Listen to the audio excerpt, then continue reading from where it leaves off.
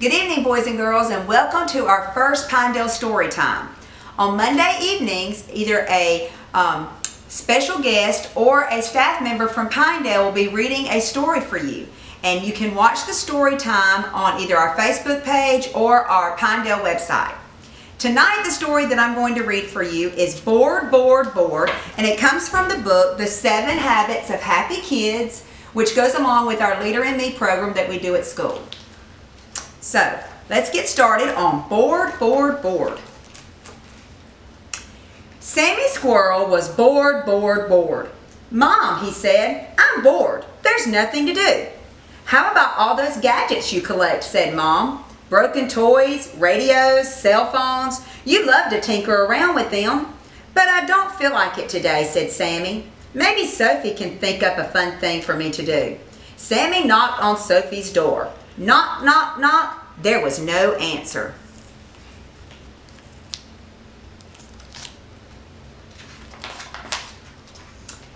"Sophie's gone to the library," said Mom. "She's returning all those books she checked out last week.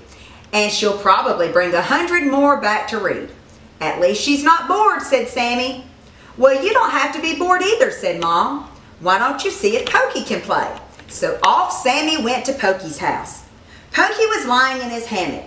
"Hiya, Pokey, what you doing?" "What does it look like?" said Pokey. "I'm lying in my hammock." "I'm bored," said Sammy. "Can you think of something fun for me to do?" "Sure," said Pokey. "Try lying in my hammock." "Ugh," said Sammy. "That sounds even more boring." "I don't think it is," said Pokey. "But if you do, why don't you see what Lily's doing?" So off Sammy went to Lily's house. Lily was in her playroom painting a picture. "Hi, Lily," said Sammy. "I'm bored. Can you think of something fun for me to do?" "You bet," said Lily. "You can help me paint Dottie Doll, and then we can make frames out of red paper. Or maybe you could paint my tail."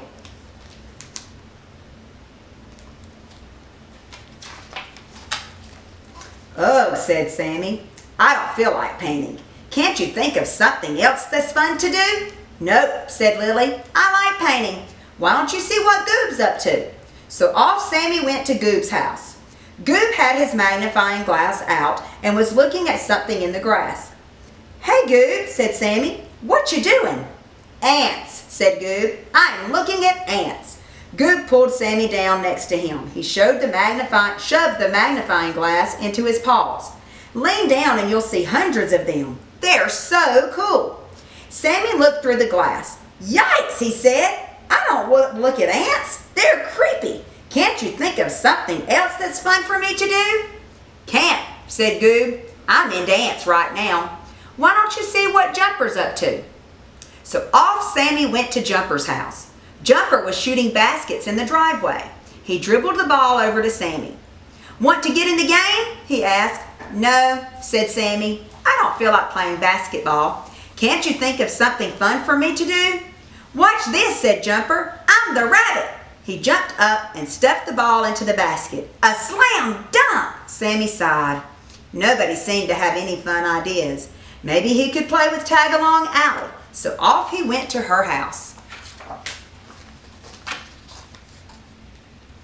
Allie's granny was painting the front porch.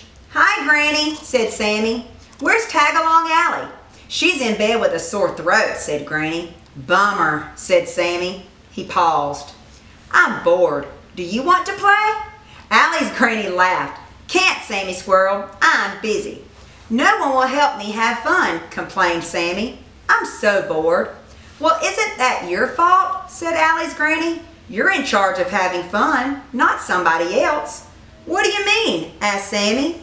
"I mean, you can make your own fun. You don't need others to make it happen. Just look around and think about it. You'll find something fun to do." Sammy looked around. He saw clouds. He saw trees. He saw 3 garbage cans lined up against the house. One had an old radio on top with wires sticking out in all directions.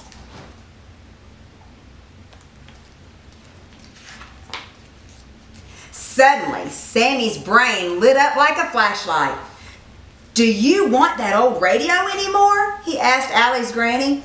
"No," she said. "It's broken. That's why I threw it away." "Can I have it?" asked Sammy. "I love radios." Why, sure, said Allie's granny. Sammy picked up the radio, carried it home, and sat it down on the floor of his room. Then he got started. It took him a few hours to get the radio to work again, but by lunchtime, it was fixed. He tied some ribbons around it and pasted stars all over. Then he carried the radio back to Tag-Along Allie's house.